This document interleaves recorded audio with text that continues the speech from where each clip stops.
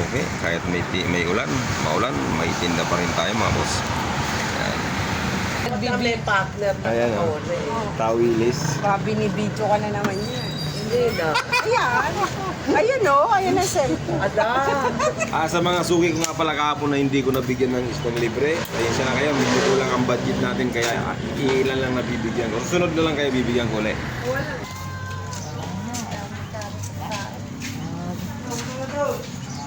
Ito na may baka oh, masarap to. Lasang baka to. Tawilis na maliliit oh. Cinta lang kalahati, napakasarap.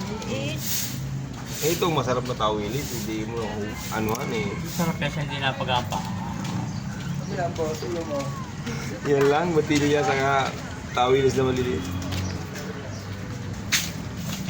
Kalahati ako niya. May dalawang maliit yan kung gusto mo. Patingin nga ako. Kalahati siguro yun. Ay, pilit na isa siya sa mga bata. Pag ako kahit ako'y...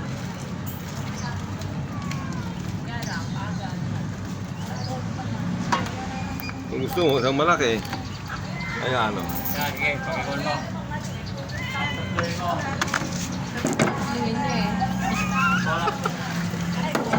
Dalawa lang. Tatlo lang. Ay, gusto tatlo yun ang gagawin natin. Tawilis madam. Magandang tawilis ko, maliliit lang yan.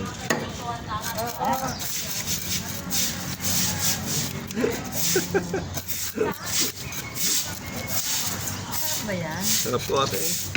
Ang laman kasi dito medyo matigas ng kaunti ang laman. Hindi labog ang laman niya.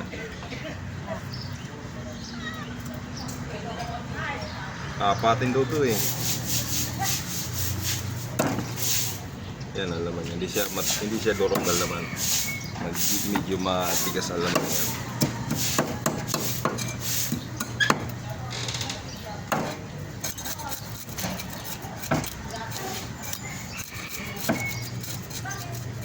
Bakit ayaw umiiyak doon?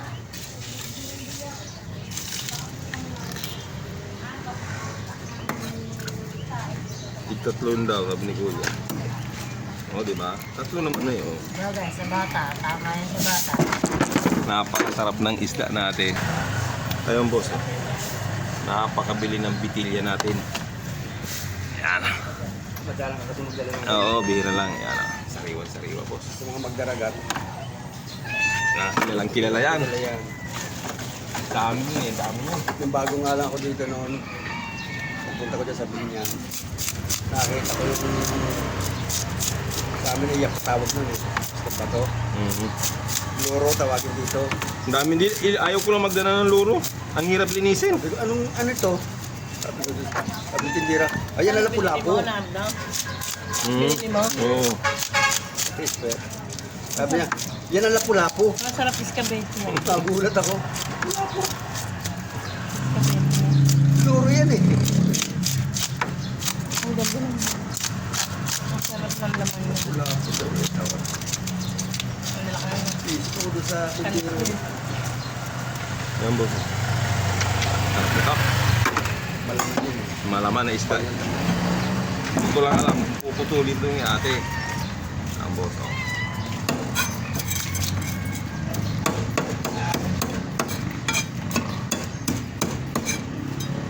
Yung ano, kritik nga yun.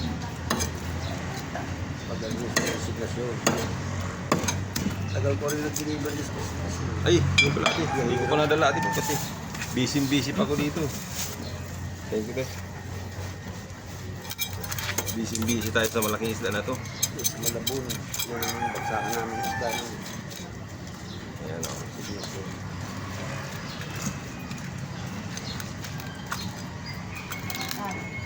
Puputulin ko ba ito, tay? Ano naman? Piprito ko. Okay. Biyakin mo yung ulo. Sabi yung kapatid. Ganyan lang kalalaki oh. Kasi yung... Ganyan. Ano mo yung bantata sikreta? Lalagyan ko na ito na. Babaking kulo. Bakit mo? Para maluto yung egg.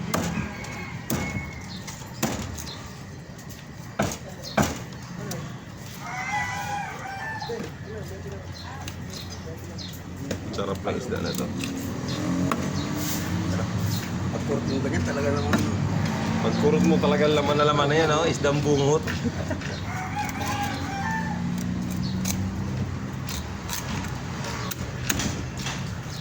Ano ko na yung ano? Yung musa ha. Dito eh. Hawakan mo na ito.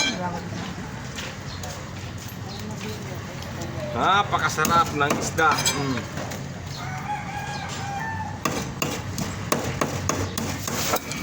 Ayan, sa mga nagtitinda ng isda, subukan nyo magdala ng ganitong isda. Yung wag lang puro galunggong lagi araw-araw. Ito, subukan nyo to. Napakasarap na isda itong itinda. Paliwanag nyo lang sa mga namimili kung anong isda yan. Diba? Isda! Ayan boss, kahit naulan, nagtitinda tayo para sa pamilya. Ayan. Boss, ayan. Kakaunti ng isda natin mga bossing. Ubus na yung matambaka. Yung bitilya kong 12 kilos, 4 na piraso na lang. Yan. Maraming salamat sa mga bumili. Kahit naulan, walang kasawa-sawa kayong bumibili sa akin. Maraming salamat. Yan. Sana pagpalain tayo ng araw na ito. Ingat-ingat lang po dahil nag-uulan madulas ang kalsada. Bye!